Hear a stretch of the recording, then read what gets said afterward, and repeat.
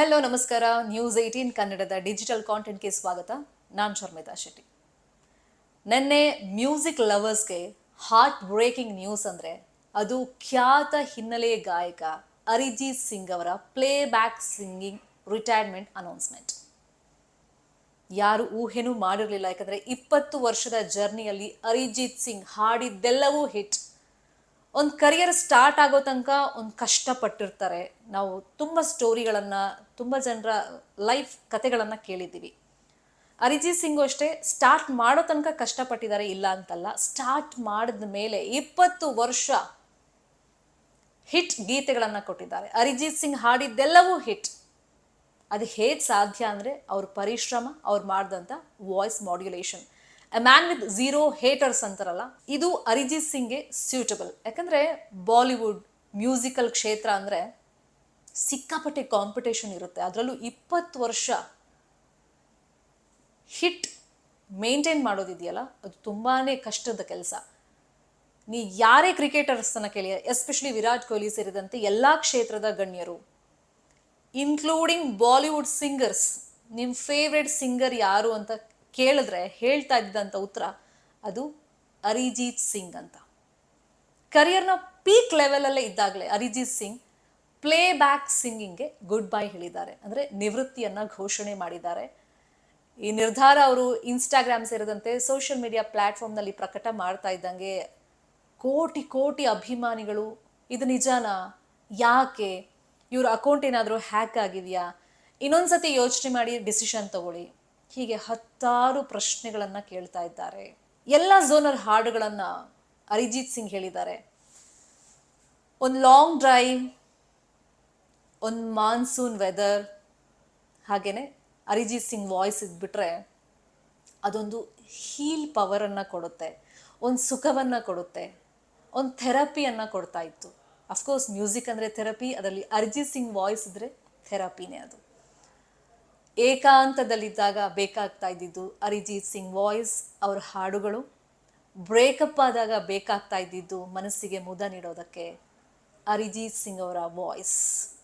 ಯಾವುದೇ ಸಾಂಗ್ ಆದರೂ ಸರಿ, ಅರಿಜಿತ್ ಸಿಂಗ್ ಅದಕ್ಕೆ ಭಾವನೆಗಳನ್ನು ತುಂಬಿ ಹಾಡ್ತಾ ಇದ್ರು.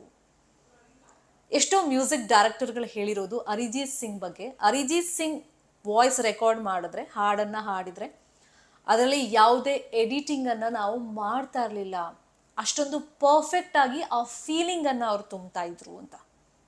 ಹಾಗಾಗಿನೇ 20 ವರ್ಷ ಈ ಕನ್ಸಿಸ್ಟೆನ್ಸಿ ಅನ್ನೋದನ್ನು ಮೇಂಟೈನ್ ಮಾಡೋದಕ್ಕೆ ಸಾಧ್ಯ ಆಯಿತು. ಹಾಡಿರುವಂಥ ಪ್ರತಿ ಹಾಡು ಹಿಟ್ ಆಗೋದಕ್ಕೆ ಸಾಧ್ಯವಾಯಿತು. ಅರಿಜಿತ್ ಸಿಂಗ್ ವಾಯ್ಸ್ ಹೀಗಿರಲಿಲ್ಲ. ಈ ಹಿಂದಿನ ಒಂದು ಇಂಟರ್ವ್ಯೂನಲ್ಲಿ ಅವರೇ ಹೇಳ್ಕೊಂಡಿದ್ರು, ನನ್ನ ವಾಯ್ಸ್ ಮುಂಚೆ ಹೀಗಿರಲಿಲ್ಲ, ಅದಕ್ಕೆ ತುಂಬ ಪ್ರಾಕ್ಟೀಸ್ ಮಾಡಿ ನಾನು ಕಷ್ಟಪಟ್ಟಿದ್ದೀನಿ. ಒಂದು ಕಲ್ಲನ್ನು ಶಿಲೆ ಹೇಗೆ ಮಾಡ್ತಾರೆ ಕೆತ್ತಿ ಕೆತ್ತಿ, ಅದೇ ರೀತಿ ವಾಯ್ಸನ್ನು ಅವರು ಮಾಡ್ಕೊಂಡಿರೋದು ಹಾಗೆ. ಇನ್ನು 2 ನ್ಯಾಷನಲ್ ಅವಾರ್ಡನ್ನು ಅರಿಜಿತ್ ಸಿಂಗ್ ಪಡ್ಕೊಂಡಿದ್ದಾರೆ. ನಾನು ಆಗಲೇ ಹೇಳ್ದಂಗೆ ಕರಿಯರ್ನ ಪೀಕ್ ಲೆವೆಲ್ನಲ್ಲಿ ಇದ್ದಾಗಲೇ ಜಸ್ಟ್ 20 ವರ್ಷ ಆಗಿತ್ತು. ಅಂದರೆ 2005ರಲ್ಲಿ ಅವ್ರ ಜರ್ನಿ ಶುರುವಾಗಿದ್ದು, ಅದು ಮರ್ಡರ್ 2 ಸಿನಿಮಾದಿಂದ, ಫಿರ್ ಮೊಹಬ್ಬತ್ ಹಾಡಿನಿಂದ. ಅದಾದಮೇಲೆ ಆಶಿಕಿ 2 ನಿಮ್ಗೆಲ್ರಿಗೂ ಗೊತ್ತೇ ಇದೆ, ತುಮ್ ಹಿ ಹೋ ಹಾಡು ಸೂಪರ್ ಡೂಪರ್ ಹಿಟ್ಟಾದಂಥ ಹಾಡು. 2005ರಲ್ಲಿ ಶುರುವಾದಂಥ ಜರ್ನಿ 2026ರಲ್ಲಿ ಪ್ಲೇ ಬ್ಯಾಕ್ ಸಿಂಗಿಂಗ್ ಕರಿಯರ್ ಮುಗಿಸ್ಬಿಟ್ರು ಅರಿಜಿತ್ ಸಿಂಗ್. ಸಾಕಷ್ಟು ದುಃಖ ಆಗ್ತಾ ಇದೆ. ಇನ್ನು ಅವರ ಲೈಫ್ ಸ್ಟೈಲ್ ಬಗ್ಗೆ ಹೇಳೋದಾದರೆ ತುಂಬ ಸಿಂಪಲ್, ತುಂಬ ಹಂಬಲ್ ಮನುಷ್ಯ ಅರಿಜಿತ್ ಸಿಂಗ್. ಒಂದು ಹಿಂಟನ್ನು ಲಾಸ್ಟಲ್ಲಿ ಅವ್ರು ಬಿಟ್ಕೊಟ್ಟಿದ್ರು. ಅಂದರೆ ಯಾವಾಗ ಮುಂಬೈ ಬಿಟ್ಟು ಅವರು ತಮ್ಮೂರು ಪಶ್ಚಿಮ ಬಂಗಾಳ ಕೋಲ್ಕತ್ತಾಗೆ ಹೋಗಿ ಸೆಟಲ್ ಆಗ್ತಾರೆ, ಆಗಲೇ ಒಂದು ಹಿಂಟನ್ನು ಬಿಟ್ಕೊಟ್ಟಂಗೆ ಆಗಿತ್ತು. ಅಂದರೆ ನನಗೆ ಈ ಜಂಜಾಟದ ಬದುಕು ಬೇಡ, ಕಾಂಪಿಟೇಷನ್ ವರ್ಲ್ಡ್ ಬೇಡ ಅನ್ನೋ ಒಂದು ಹಿಂಟನ್ನು ಬಿಟ್ಕೊಟ್ಟಿದ್ರು ಅಂತ ಅನಿಸುತ್ತೆ. ಆದರೆ ಮ್ಯೂಸಿಕ್ನಲ್ಲಿ ಒಂಥರ ರಾಕ್ಷಸ ಅಂತಾರಲ್ಲ, ಹಾಗೆ ಅರಿಜಿತ್ ಸಿಂಗ್.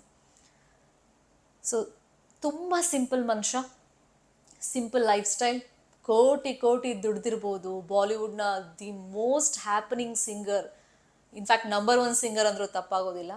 ಹಾಗಿದ್ರೂ ಕೂಡ ಲೈಫ್ ಸ್ಟೈಲ್ ತುಂಬ ಸಿಂಪಲ್. ಒಂದು ಹವಾಯಿ ಸ್ಲಿಪ್ಪರ್ ಹಾಕ್ಕೊಂಡು ಈಗಲೂ ಸ್ಕೂಟಿಲೇ ಅವರು ಓಡಾಡ್ತಾ ಇರೋದು. ಸೊ ಅವ್ರಿಗಿರುವಂಥ ದುಡ್ಡಿಗೆ ಅಥವಾ ಸಂಭಾವನೆಗೆ ಅವರು ಲಕ್ಸುರಿಯಾಗಿ ಮರ್ಸಿಡೀಸ್ ಬೆನ್ಸೋ ಅಥವಾ BMW ಕಾರಲ್ಲಿ ಓಡಾಡ್ಬೋದು. ಬಟ್ ಇದ್ಯಾವುದು ಅರಿಜಿತ್ಗೆ ಇಷ್ಟ ಇಲ್ಲ. ಸಿಂಪಲ್ ಲೈಫ್ ಲೀಡ್ ಮಾಡಬೇಕು ಅಂತಲೇ ಅವ್ರು ಬಯಸೋದು.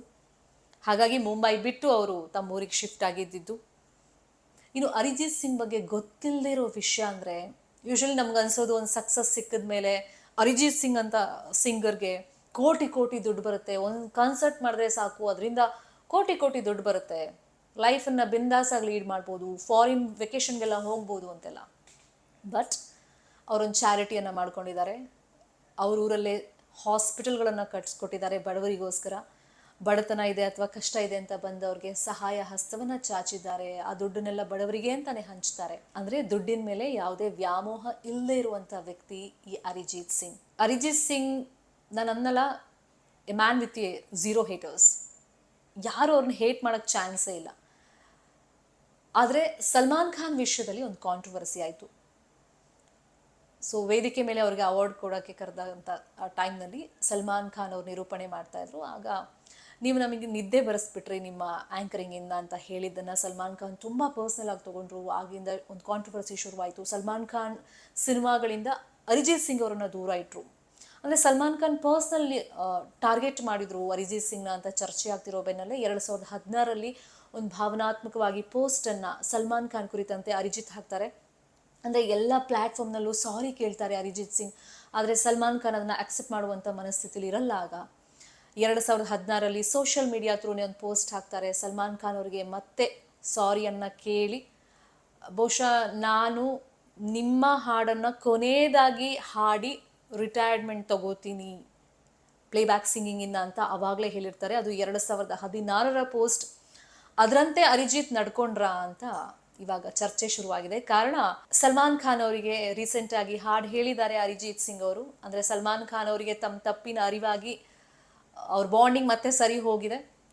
ಸೊ ಮಾತೃಭೂಮಿ ಅನ್ನೋ ಸಿನಿಮಾದಲ್ಲಿ ಅರಿಜಿತ್ ಸಿಂಗ್ ಅವರು ಸಲ್ಮಾನ್ ಖಾನ್ಗೆ ಹಾಡು ಹೇಳಿದ ನಂತರ ಮೊನ್ನೆ 3 days ಬ್ಯಾಕ್ ಆ ಸಾಂಗ್ ರಿಲೀಸ್ ಆಗಿದೆ. ಈಗ ರಿಟೈರ್ಮೆಂಟ್ ಸಡನ್ ಆಗಿ ಘೋಷಣೆ ಮಾಡಿದ್ದಾರೆ. ಅದೊಂದೇ ಅವ್ರ ಬದುಕಿನಲ್ಲಿ ನಡೆದಂಥ ಕಾಂಟ್ರವರ್ಸಿ ಅಂತ ಕಾಣಿಸುತ್ತೆ. ಅದನ್ನ ಹೊರತುಪಡಿಸಿದ್ರೆ ಪರ್ಸ್ನಲ್ ಲೈಫಲ್ಲಿ 2 ಮದುವೆಯನ್ನು ಅರಿಜಿತ್ ಸಿಂಗ್ ಅವರು ಆಗಿದ್ದಾರೆ. ಈಗ ಅಸಲಿ ವಿಷಯಕ್ಕೆ ಬರೋಣ. ಅಂದರೆ ಕರಿಯರ್ನ ಪೀಕ್ ಲೆವೆಲಲ್ಲಿ ಇದ್ದಾಗ, ಕೈ ತುಂಬ ಹಣ ಬರ್ತಾ ಇದೆ, ಆಪರ್ಚುನಿಟಿ ಮಿಸ್ ಸೇಲ್ ಆಗೋರು. ಇನ್ನೊಂದು 20-25 ವರ್ಷ ಹೋದರೂ ಕೂಡ ಅರಿಜಿತ್ ಸಿಂಗ್ಗೆ ಆಪರ್ಚುನಿಟಿ ಕಮ್ಮಿ ಆಗ್ತಿರ್ಲಿಲ್ಲ. ಈ ಜನ್ರೇಷನ್ ಏನಿದೆ ಅರಿಜಿತ್ ಸಿಂಗ್ನ ಯಾವುದೇ ಕಾರಣಕ್ಕೂ ಬಿಟ್ಟಂತೂ ಕೊಡ್ತಾ ಇರಲಿಲ್ಲ. ಸೊ ರೀಸೆಂಟಾಗಿ ನಾವು ಸೋಷಿಯಲ್ ಮೀಡಿಯಾದಲ್ಲಿ ಒಂದು ಪೆಂಗ್ವಿನ್ ಡಾಕ್ಯುಮೆಂಟ್ರಿ ವಿಡಿಯೋನ ನೋಡಿದ್ವಿ. ಸಾಕಷ್ಟು ವೈರಲ್ ಆಗ್ತಾ ಇದೆ ಅದು. ಅಂದರೆ ಎಲ್ಲ ಪೆಂಗ್ವಿನ್ಗಳು ಒಂದು ಕಡೆ ಹೋಗ್ತಾ ಇದ್ರೆ, ಒಂದು ಪೆಂಗ್ವಿನ್ ಮಾತ್ರ ಸಾವು ಅಲ್ಲಿದೆ ಅಂತ ಗೊತ್ತಿದ್ರೂ ಕೂಡ ಸಾವಿನ ಸನಿಹ ತಾನು ಹೋಗಬೇಕು ಅಂತ ಸೆಪ್ರೇಟ್ ಆಗಿ ಹೋಗುತ್ತೆ. ಸೊ ಅದಕ್ಕೆ ಅರಿಜಿತ್ ಸಿಂಗ್ನ ಈಗ ಕಂಪೇರ್ ಮಾಡಲಾಗ್ತಾ ಇದೆ. ಕಾಂಪಿಟೇಟಿವ್ ವರ್ಲ್ಡ್, ಮ್ಯೂಸಿಕ್ ವರ್ಲ್ಡ್, ಇಲ್ಲಿ ಅವಕಾಶಗಳಿಗೋಸ್ಕರ ಹಾತೊರಿತಾ ಇರುವಾಗ ತನ್ನ ಹತ್ರ ಎಲ್ಲ ಇದ್ರೂ ಕೂಡ ಇದು ಯಾವುದು ತನಗೆ ಬೇಡ ಅಂಥೇಳಿ ತಾನೇ ಸಪ್ರೇಟ್ ದಾರಿಗೆ ಹೋಗ್ತಾ ಇರುವಂಥ ಪೆಂಗ್ವಿನ್ಗೆ ಅರಿಜಿತ್ ಸಿಂಗ್ ಅವ್ರನ್ನ ಹೋಲಿಕೆ ಮಾಡಲಾಗ್ತಾ ಇದೆ. ಅಂದರೆ ಒಂದು ಫ್ರಸ್ಟ್ರೇಷನ್ ಲೆವೆಲ್ಗೆ ಅರಿಜಿತ್ ಸಿಂಗ್ ಹೋಗಿದ್ರು. ತನ್ನ ಹತ್ರ ಎಲ್ಲ ಇದೆ, ಆದರೆ ಸುಖ ಇಲ್ಲ, ನೆಮ್ಮದಿ ಇಲ್ಲ ಅಂತ ಅರಿಜಿತ್ ಸಿಂಗ್ ಭಾವಿಸಿದ್ರೆ ಹಾಗಾದರೆ. ಅಂದರೆ ಕೆಲವೊಂದು ಬ್ರ್ಯಾಂಡ್ ಪ್ರಮೋಷನಲ್ಲಿ ಅಥವಾ ದೊಡ್ಡ ದೊಡ್ಡ ಬ್ರ್ಯಾಂಡ್ಸ್ಗಳಿಂದ ಅರಿಜಿತ್ ಸಿಂಗ್ ಅವರು ಹೈರಾಣಾಗಿ ಹೋಗಿದ್ರು. ಅವ್ರ ಮೇಲೆ ಒತ್ತಡ ಇತ್ತು. ಅಂದರೆ ತನ್ನ ಐಡೆಂಟಿಟಿ ಏನಿದೆ ಅದನ್ನು ಅದಮಿಟ್ಟು ತಾವು ಕೆಲಸ ಮಾಡಬೇಕಂತ ಪರಿಸ್ಥಿತಿಯಲ್ಲಿ ಅರಿಜಿತ್ ಸಿಂಗ್ ಇದ್ದರು. ಸೊ ಅದರಿಂದ ಹೊರ ಬರಬೇಕು ಅನ್ನೋ ಕಾರಣಕ್ಕೆ ಪ್ಲೇಬ್ಯಾಕ್ ಸಿಂಗಿಂಗಿಗೆ ಅವರು ಗುಡ್ ಬೈ ಹೇಳಿದ್ದಾರೆ ಅಂತಲೂ ಚರ್ಚೆಗಳಾಗ್ತಾ ಇದೆ. ಅಂದರೆ ತಮ್ಮ ಇನ್ಸ್ಟಾಗ್ರಾಮ್ ಅಥವಾ ಸೋಷಿಯಲ್ ಮೀಡಿಯಾ ಪೋಸ್ಟಲ್ಲಿ ಅವರು ಶೇರ್ ಮಾಡಿರೋ ಪ್ರಕಾರ ಎಲ್ರಿಗೂ ಥ್ಯಾಂಕ್ಸ್ ಹೇಳ್ತಾ, ಸೊ ಪ್ಲೇಬ್ಯಾಕ್ ಸಿಂಗಿಂಗಿಗೆ ತಾನು ಗುಡ್ ಬೈ ಹೇಳ್ತಾ ಇದ್ದೀನಿ, ರಿಟೈರ್ಮೆಂಟ್ ತಗೋತಾ ಇದ್ದೀನಿ ಅಂತ ಹೇಳ್ತಾ, ಮ್ಯೂಸಿಕನ್ನು ನಾನು ಇನ್ನೂ ಕಲಿಬೇಕು, ಸೊ ಅಲ್ಲಿ ಇನ್ನೂ ಏನೋ ಒಂದಿದೆ, ಎಕ್ಸ್ಪೆರಿಮೆಂಟ್ ಮಾಡಬೇಕು ಅಂದರೆ ತನ್ನದೇ ಆದ ಒಂದು ಐಡೆಂಟಿಟಿಗೋಸ್ಕರ ಅರಿಜಿತ್ ಸಿಂಗ್ ಅವರು ಹಂಬಲಿಸ್ತಾ ಇದ್ದಾರೆ. ತಾನೊಬ್ಬ ಮ್ಯೂಸಿಕ್ ಲವರ್, ಮ್ಯೂಸಿಕ್ ಕಲಿಬೇಕು, ಓನ್ ಮ್ಯೂಸಿಕ್ ಮಾಡಬೇಕು ಅಂಥೇಳಿ ಅಭಿಮಾನಿಗಳಿಗೆ ಸಂದೇಶವನ್ನು ಕೊಟ್ಟಿದ್ದಾರೆ. ಸೊ 2026ರಲ್ಲಿ ಆಲ್ರೆಡಿ ವರ್ಕ್ ಮಾಡಿರುವಂಥ ಕೆಲವೊಂದು ಸಾಂಗ್ಗಳು ಈ ವರ್ಷ ರಿಲೀಸ್ ಆಗುತ್ತೆ ಅನ್ನೋ ಇನ್ಫಾರ್ಮೇಷನ್ ಕೂಡ ಕೊಟ್ಟಿದ್ದಾರೆ. ಬಟ್ ಅಭಿಮಾನಿಗಳಿಗೆ ಕೇಳ್ತಿರೋದು ಎಂಡ್ ಆಫ್ ಆ್ಯನ್ ಎರಾ, ಅಂದರೆ ಒಂದು ಯುಗಾಂತ್ಯ ಆಗೋಯ್ತಾ ಹಾಗಾದರೆ ಅರಿಜಿತ್ ಸಿಂಗ್ ಅವರ ಪ್ಲೇಬ್ಯಾಕ್ ಸಿಂಗಿಂಗಿಂದ ರಿಟೈರ್ಮೆಂಟ್ ಘೋಷಣೆ ಮಾಡಿರೋದ್ರಿಂದ. ಈ ಜನ್ರೇಷನಲ್ಲಿ ದೊಡ್ಡ ಫ್ಯಾನ್ಸ್ ಅರಿಜಿತ್ ಸಿಂಗ್ ಅವ್ರು ಗಳಿಸಿದ್ದಾರೆ. ಅಂದರೆ ಆ ಪ್ಲೇ ಲಿಸ್ಟ್ ತೆಗೆದಾಗ ಎಷ್ಟೋ ಜನ ಗಣ್ಯರು ಹೇಳ್ಕೊಂಡಿರೋದು, ವಿರಾಟ್ ಕೊಹ್ಲಿ ಅಂತ ಗಣ್ಯರು ಹೇಳ್ಕೊಂಡಿರೋದು, ಅರಿಜಿತ್ ಸಿಂಗ್ ಯಾವುದೇ ಹೊಸ ಹಾಡು ಬಂದರೂ ಅದು ನನ್ನ ಪ್ಲೇ ಲಿಸ್ಟಲ್ಲಿ ಫಸ್ಟ್ ಡೌನ್ಲೋಡ್ ಆಗುತ್ತೆ, ಅದು ನನ್ನ ಪ್ಲೇ ಲಿಸ್ಟಲ್ಲಿ ಇರಬೇಕು. ಈಗಲೂ ತುಂಬ ಜನ ಪ್ಲೇ ಲಿಸ್ಟಲ್ಲಿ ಅರಿಜಿತ್ ಸಿಂಗ್ ಸಾಂಗ್ಸ್ ಇದ್ದಾವೆ. ರೀಸೆಂಟಾಗಿ ದುರಂಧರ್ ನಾವು ನೋಡಿದ್ವಿ, ಹಿಟ್ ಸಾಂಗನ್ನು ಕೊಟ್ಟಿದ್ರು. ಸೊ ಈ ಟೈಮ್ನಲ್ಲೇ ಅವರು ರಿಟೈರ್ಮೆಂಟ್ ಘೋಷಣೆ ಮಾಡಿರೋದು ನಿಜಕ್ಕೂ ಅಭಿಮಾನಿಗಳಿಗೆ ಶಾಕ್ ಆಗಿದೆ. ಈ ಬಗ್ಗೆ ತುಂಬ ಚರ್ಚೆಗಳೂ ಆಗ್ತಾ ಇದೆ. ಬಾಲಿವುಡ್ ಮಂದಿನೂ ಶಾಕ್ ಆಗಿದ್ದಾರೆ. ಇನ್ನೊಂದ್ಸತಿ ಅವರು ಯೋಚನೆ ಮಾಡಬೇಕು ಈ ಬಗ್ಗೆ, ಪುನರ್ ಪರಿಶೀಲನೆ ಮಾಡಬೇಕು ಈ ಬಗ್ಗೆ ಅಂತಲೂ ಅಭಿಮಾನಿಗಳು ರಿಕ್ವೆಸ್ಟನ್ನು ಮಾಡ್ತಾ ಇದ್ದಾರೆ. ಬಟ್ ತನಗಿರುವಂಥ ಸುಖ ಬೇರೆ ಕಡೆ ಇದೆ, ಅದು ಮ್ಯೂಸಿಕ್ನಲ್ಲೇ ಇದೆ, ಆದರೆ ತನ್ನ ಐಡೆಂಟಿಟಿಲಿದೆ. ಸೊ ಅದಕ್ಕೋಸ್ಕರ ತಾನೇ ಓನ್ ಮ್ಯೂಸಿಕ್ ಮಾಡಬೇಕು ಅಂಥೇಳಿ ಅರಿಜಿತ್ ಸಿಂಗ್ ತಮ್ಮ ದಾರಿಯನ್ನು ಈಗ ಹುಡುಕೊಂಡಿದ್ದಾರೆ. ಈ ಸಕ್ಸಸ್, ದುಡ್ಡು ಅದ್ಯಾವುದು ತನಗೆ ಬೇಕಾಗಿಲ್ಲ, ಮ್ಯೂಸಿಕಲ್ಲಿ ತಾನೇನೋ ಒಂದು ದೊಡ್ಡ ಸಾಧನೆ ಮಾಡಬೇಕು ಅಂತ ಅರಿಜಿತ್ ಸಿಂಗ್ ಹೊರಟಿದ್ದಾರೆ. ಎನಿವೇಸ್ ಅವರ ನಿರ್ಧಾರಕ್ಕೆ ಗೌರವಿಸ್ತಾ ಆಲ್ ದ ಬೆಸ್ಟ್ ಅನ್ನು ಹೇಳೋಣ. Thanks for watching. ನಿರ್ಭೀತ, ನಿಷ್ಪಕ್ಷಪಾತ, ವಿಶ್ವಾಸಾರ್ಹ ಸುದ್ದಿಗಳಿಗೆ ಮತ್ತೊಂದು ಹೆಸರಾಗಿರುವಂತ News18 ಕನ್ನಡ ಈಗ ಆಪ್ನಲ್ಲೂ ಲಭ್ಯವಿದೆ. ದಯವಿಟ್ಟು ಇಲ್ಲಿರುವಂತ QR ಕೋಡ್ ಸ್ಕ್ಯಾನ್ ಮಾಡಿಕೊಂಡು ಆಪ್ ಡೌನ್ಲೋಡ್ ಮಾಡೋದಕ್ಕೆ ಮರಿಬೇಡಿ. ನಿಮ್ಮ ಬೆಂಬಲ ಹೀಗೆ ಸದಾ ನಮ್ಮೊಂದಿಗಿರಲಿ. ಧನ್ಯವಾದ.